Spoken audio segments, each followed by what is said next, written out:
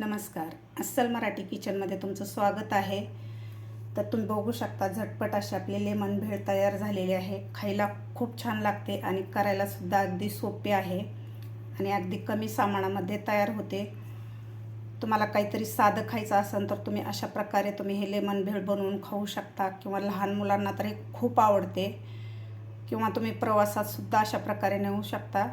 चला तर मग रेसिपीला सुरुवात करूया. आज आपण बनवणार आहोत हल्दीरामसारखी घरच्या घरी लेमन भेळ.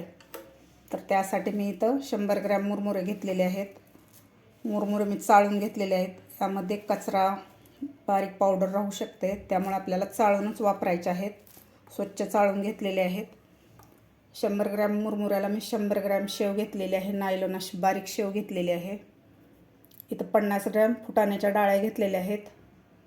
डाळ्या घालणं ऑप्शनल आहे. तुम्हाला घालायचं असेल तर घाला किंवा स्किप करू शकता.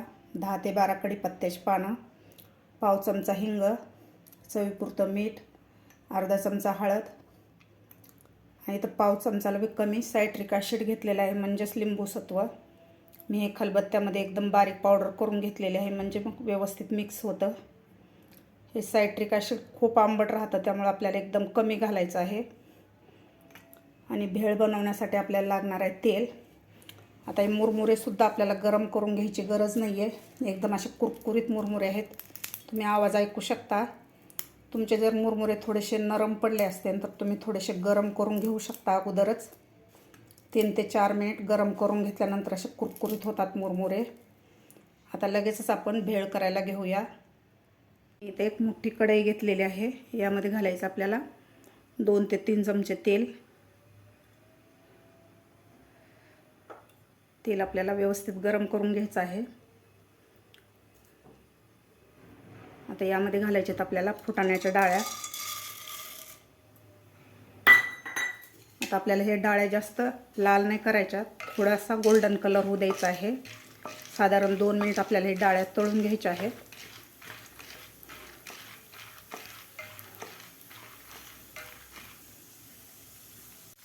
डाळ्या आपल्या थोड्याशा तळलेल्या आहेत. तर यामध्ये घालायचा आपल्याला कढीपत्ता. कढीपत्ता व्यवस्थित आपल्याला ह्या डाळ्याबरोबर तळून घ्यायचा आहे. तुम्हाला जर थोडासा स्पायसी किंवा तिखट करायचं असेल तर या स्टेजला तुम्ही एखादी हिरवी मिरचीसुद्धा बारीक कापून घालू शकता. आता यामध्ये घालायचं आपल्याला हिंग, हळद. व्यवस्थित आपल्याला हलवून घ्यायचं आहे. हळद व्यवस्थित मिक्स झाली पाहिजे. डाळ्यासुद्धा आपल्या व्यवस्थित तळलेल्या आहेत.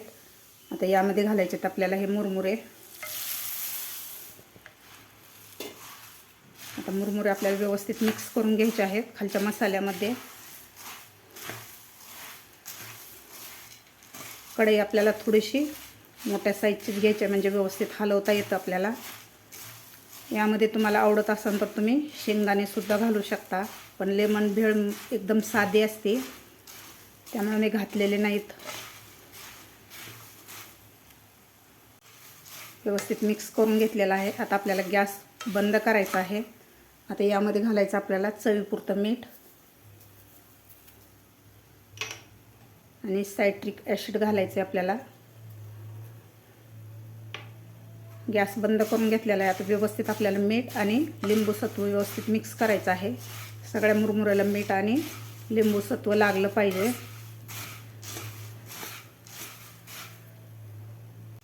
मीठ आणि लिंबू सत्व घातल्यानंतर व्यवस्थित मिक्स करून घेतलेलं आहे. काही जण यामध्ये लिंबाचा रससुद्धा घालतात. लिंबाचा रस घातल्यामुळे आपले भेळ नरम पडू शकते, त्यामुळे मी सायट्रिक ॲसिड घातलेला आहे.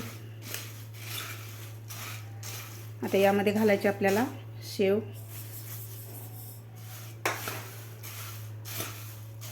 मस्त आपली लेमन भेळ तयार झालेली आहे.